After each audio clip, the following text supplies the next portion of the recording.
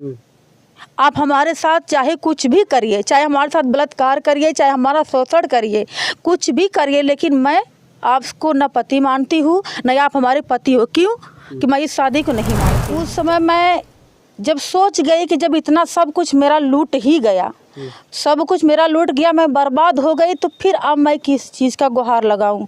क्यों कि वो बार बार बोलता था कि तुम्हें विश्वास नहीं, तुम्हें भरोसा नहीं है। मैं तुमसे शादी करने का समय मिलता था, उसके बाद मैं न रूम से बाहर जा पाती थी, ना मैं किसी से मिल पाती थी। तो वो हमेशा रूम में ही रहता? जी खाना जबरदस्ती करके हमको नशा की गोली खिलाया था। मैं एकदम शुद्ध बुद्ध खोई थी, मुझे कुछ भी नहीं याद था। वो हमको ले करके उसके बाद फिर संबंध वहाँ से बनाना शुरू किया? जी। उसके बाद बयाना करते हुए उसके बाद हम लोग में मतलब ऐसे बातें चीत करते करते जैसे हम लोग में थोड़ा वो प्रेम हो गया। बनारस एक होटल है, उसी होटल में हमको रख लिया और होटल में रख लिया। रखने के बाद में मैं बार बार उसको दबाव डालती रही कि नहीं, मैं आपके साथ नहीं रहूँगी, हमको छोड़ दीजिए, मैं घर जाऊँगी। लेकिन वो बोला तुमको घर नहीं जाना है, तुमको हमारे साथ कर सकती है, तेरी औकात क्या है। हमने कहा ठीक है, हम चमाइन हैं। जिस समय तू हमसे करके नाटक किया कि मैं तुमसे प्यार करता हूँ, उस समय तो मैं चमाइन थी क्या, मैं यादव थी। आज एक बेटा पैदा हो गया, जब उसको नाम देना हुआ तो बोल रहा है कि मैं तू चमाई। महिला हैं जो कुंवारी हैं और इनका 13 वर्ष का लड़का है। आप सोच रहे होंगे कि कैसे कुंवारी लड़की को 13 वर्ष का लड़का है। पूरी कहानी हम बताएंगे। ये एक बिरहा कलाकार हैं और जो इनके साथ रहा वो भी बिरहा कलाकार है, और किस तरह से बिरहा के जगत को मिट्टी में मिलाने का ये लोग काम कर रहे हैं, उसको हम दिखाने का आज प्रयास कर रहे हैं। हमारे साथ एक कुंवारी महिला हैं, इनसे हम बात करेंगे। क्या नाम है आपका?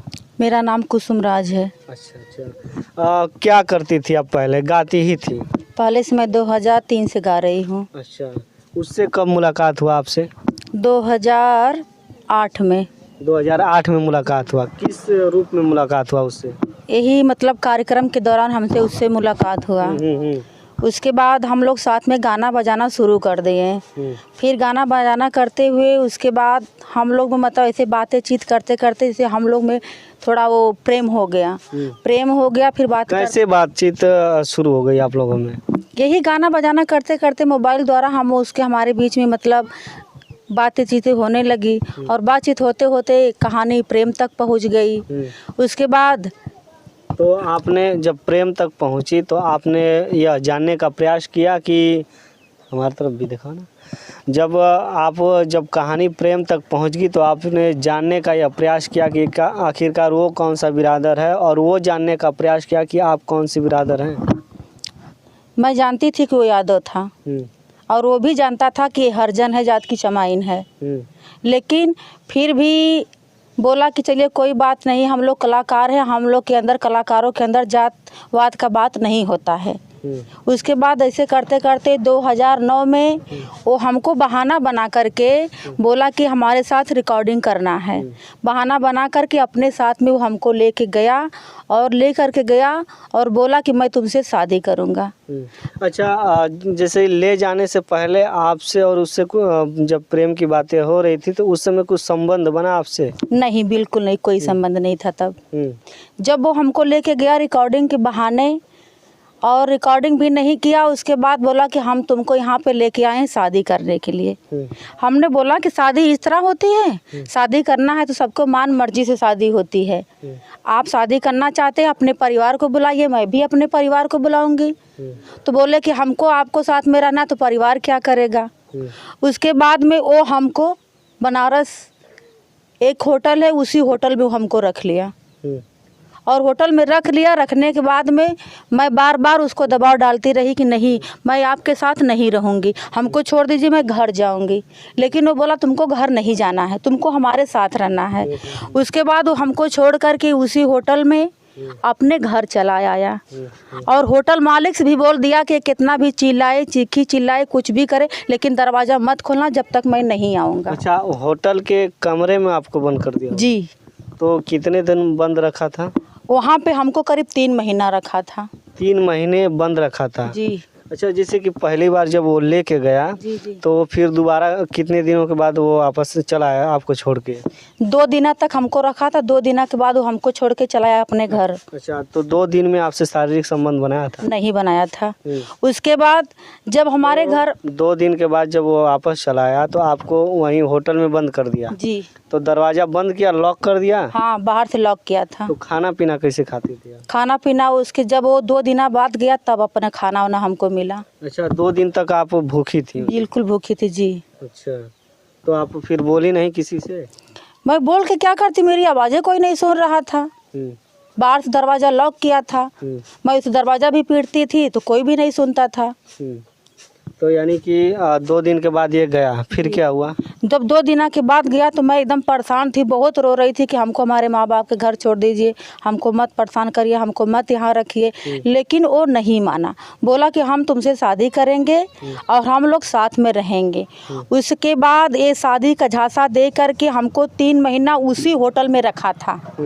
तो 3 महीना होटल में उसी में रखा था और शादी का झांसा दे रहा था जी। उसके बाद शादी का शादी का जब झांसा दे रहा था, उसके जब यहाँ से गया 2 दिन के बाद तो 3 महीना का झांसा रखा।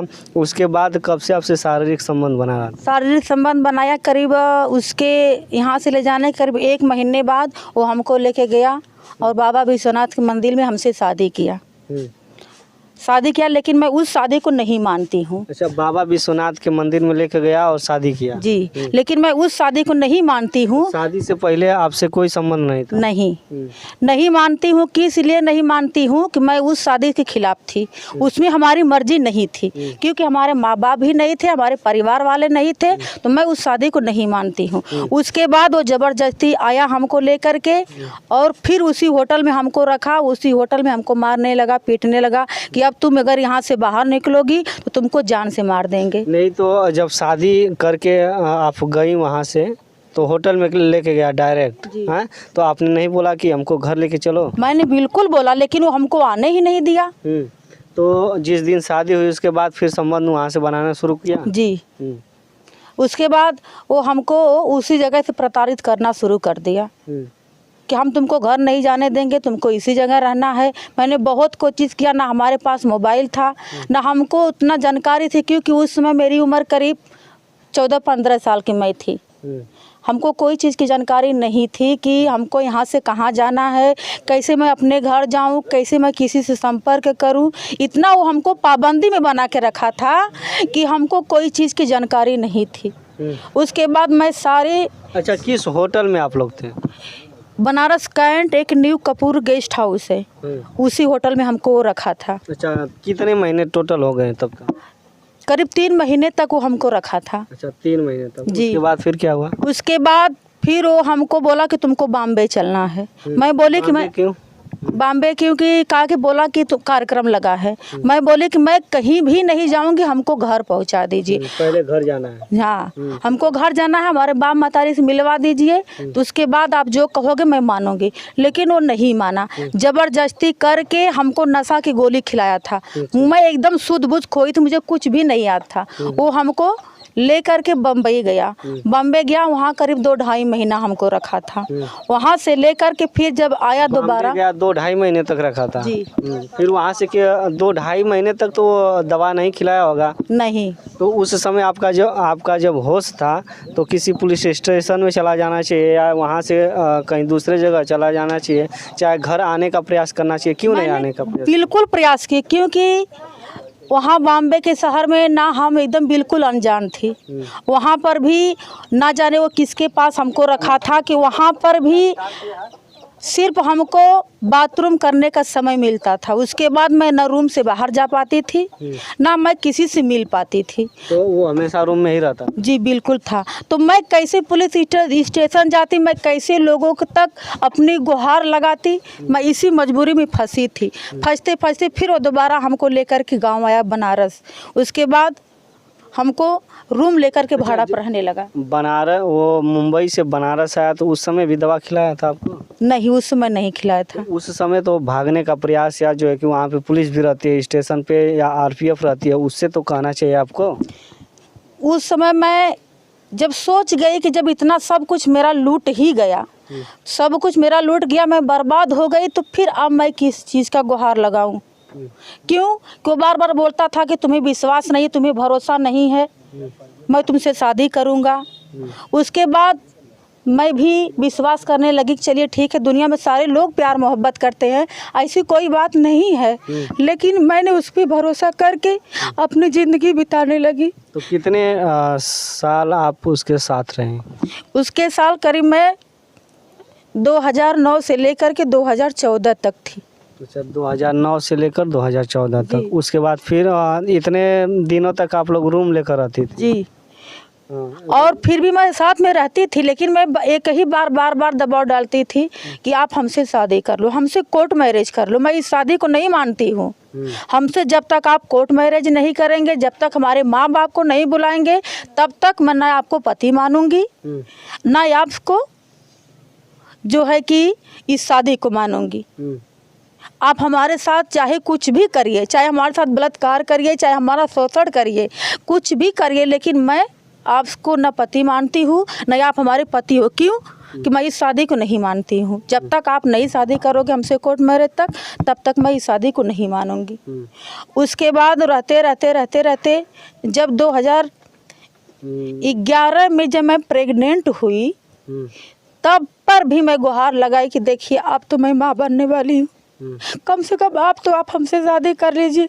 इस जमाने को, इस समाज को मैं कौन सा मुँह दिखाऊंगी, कौन सा जवाब दूँ? लेकिन फिर भी वो नहीं सुना।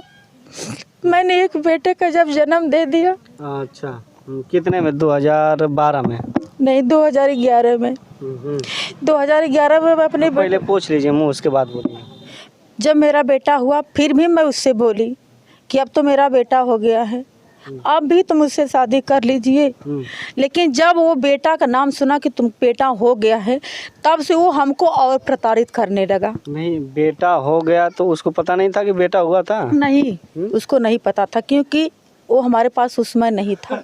जैसे कि गर्भ में था तो उसको पता था? हाँ, क्या बिल्कुल उसको पता था। हाँ, उसको पता था कि प्रेग्नेंट है, इसको बच्चा होने वाला है। लेकिन जिस समय मेरी डिलीवरी हुई, उस समय वो हमारे पास नहीं था। उस समय से पहले, यानी कि जब पेट में बच्चा था, तब कब से वो दूर था? करीब जब मेरा बेटा 7 महीने का पेट में था, तब तक वो मेरे साथ था। जब 8वां महीना लगा तो हमसे दूर हो गया। उससे हमसे मतलब संपर्क नहीं हो रहा था। वो हमको छोड़ करके चला गया था बॉम्बे। बॉम्बे चला गया। फिर नहीं, हमको बताया भी नहीं कि मैं बॉम्बे जा रहा हूँ। उसके बाद में 15 दिन 20 दिन तक मोबाइल अपना बंद करके रखा था, हमसे बात भी नहीं होती थी। लेकिन जब मेरा बेटा पैदा हुआ तो मैंने उससे फ़ोन किया, तो उसका फ़ोन लगा, उससे बोली कि अब तो बेटा हो गया है, अब तो कम से कम आ जाओ घर पे और चल करके हम आप और दोनों शादी कर ले, कोर्ट मैरिज। क्योंकि सारे लोग, ये समाज, ये बिरहा जगह, सारे लोग यही सवाल करेंगे कि बगैर शादी किए हुए एक बच्चे का जन्म दे दी। मैं इस समाज को, इस दुनिया को कौन सा जवाब दूंगी? लेकिन नहीं सुना। जब मेरा बेटा पैदा हो गया तो हमको और प्रताड़ित करने लगा। बोला कि अगर तुम जिंदा रहना चाहती हो, अगर अपने बेटा को देखना चाहती हो, तो चुपचाप मार के रहो, मैं जैसा कहता हूँ तुम वैसा करो। एक माँ होकर के जब अपने बेटे का मुंह देखी, चेहरा देखी, मैंने चुप हो गई, मैं कुछ भी नहीं बोल पाई। करते मैंने अपने बेटों को लेकर के 4 साल तक किस तरह जिंदगी गुजारी। जब वो हमको ज़्यादा मारने पीटने लगा, हमारे बेटों को मारने पीटने लगा, तब मैं वहाँ से किसी तरह भाग करके अपने मायके में आ करके अपने माँ मतारी के साथ अपनी ज़िंदगी गुजार रही हूँ। अच्छा, जैसे जब बच्चा पैदा हो गया आपको, उसके बाद आपसे वो कब मिला? जब मेरा बेटा पैदा हो गया, करीब उसके 1-1.5 महीने बाद वो यहाँ पे आया। मेरे मायके करीब 1-1.5 महीने बाद वो आया। हाँ जी, यहाँ पे आया। उसके बाद फिर वही नाटक शुरू कर दिया, हमसे गलती हो गई, हमको माफ़ कर दो, चलिए ठीक है हम शादी करेंगे, हमारे साथ चलो। उसके बाद फिर हम क्यों गई? आप क्यों गए? जब वो मना रहा तो क्यों नहीं आप कहें कि यहीं पे हम कोर्ट मैरिज करेंगे, चलो हमारे साथ, हमारे पूरे परिवार के लोग जाएंगे, उसके बाद मैं कोर्ट मैरिज करूँगा? क्यों नहीं आप कहीं?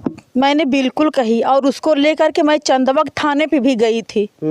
चंदवक थाना हमारा पड़ता है, जौनपुर ज़िले में चंदवक थाना हमारा पड़ता है। मैं चंदवक थाने पे पूरे परिवार को लेके गई थी, वो भी साथ में गया था। लेकिन सारे लोग वहाँ पे पुलिस दरोगा थे, सारे लोग से ना जाने हमको बगल में बैठा करके ना जाने उन लोगों से क्या बातें की है कि पुलिस दरोगा जितने वहाँ पे स्टाफ लोग थे बोले कि ठीक है तुम घर जाओ, ये 15 दिना में तुमसे कोर्ट मैरिज करेगा, हम लोग कह रहे हैं।